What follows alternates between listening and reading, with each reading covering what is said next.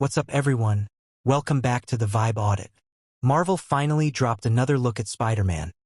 Brand new day, and while the action grabs your attention immediately, it's the tiny background details that tell the bigger story. After slowing down the trailer frame by frame, I found several interesting references connecting the film to classic Spider-Man comics, earlier MCU projects, and even a few details that could hint at where Peter Parker's journey is heading next. Let's jump right in. Peter's new reputation. One of the biggest changes from No Way Home is how New York now views Spider-Man. Crowd signs wishing him a speedy recovery suggest that, despite Peter Parker being forgotten, Spider-Man has become a symbol the city genuinely cares about. It's a nice emotional contrast. Peter may have lost everyone close to him, but the city still believes in Spider-Man. The prison fight. The prison sequence looks far more grounded than previous MCU Spider-Man action. The choreography appears focused on close-quarters combat rather than CGI-heavy spectacle, giving the fight a style that feels much closer to martial arts films. The web techniques also look far more creative than anything we've seen from Tom Holland's Spider-Man before. Organic webs. The trailer makes a clear visual distinction between Peter's traditional web shooters and whatever biological mutation he's experiencing.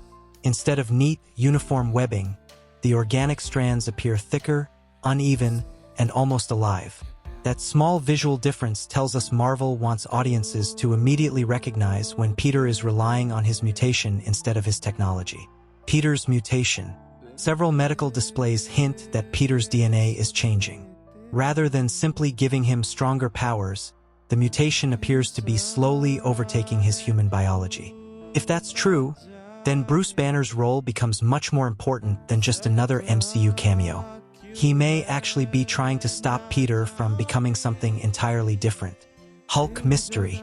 Bruce Banner's inhibitor device returns, but the trailer suggests it may not stay functional for long. Across multiple shots, Hulk appears with noticeably different facial features and body proportions.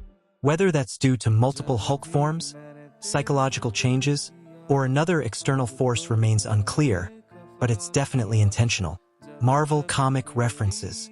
Marvel loves rewarding comic readers.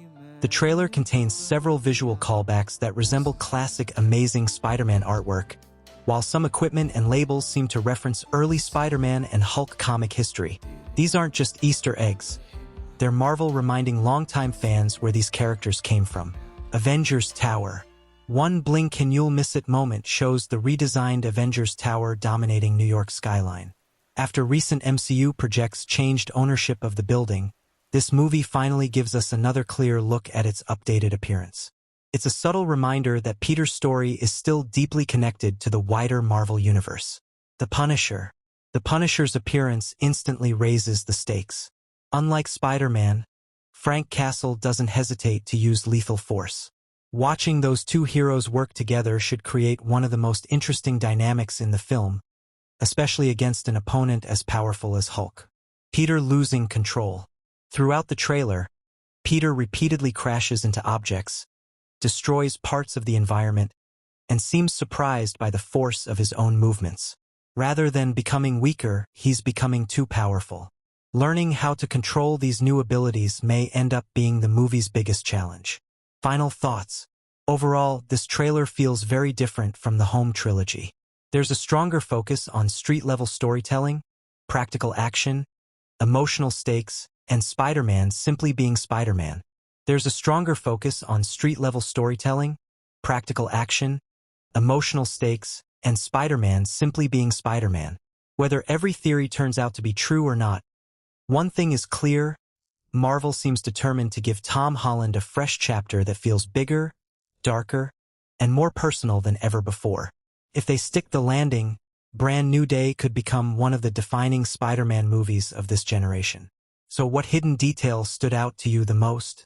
Let me know down below, and if you enjoyed this breakdown, don't forget to like, subscribe, and join the Vibe Audit for more Marvel deep dives. Until next time, stay curious.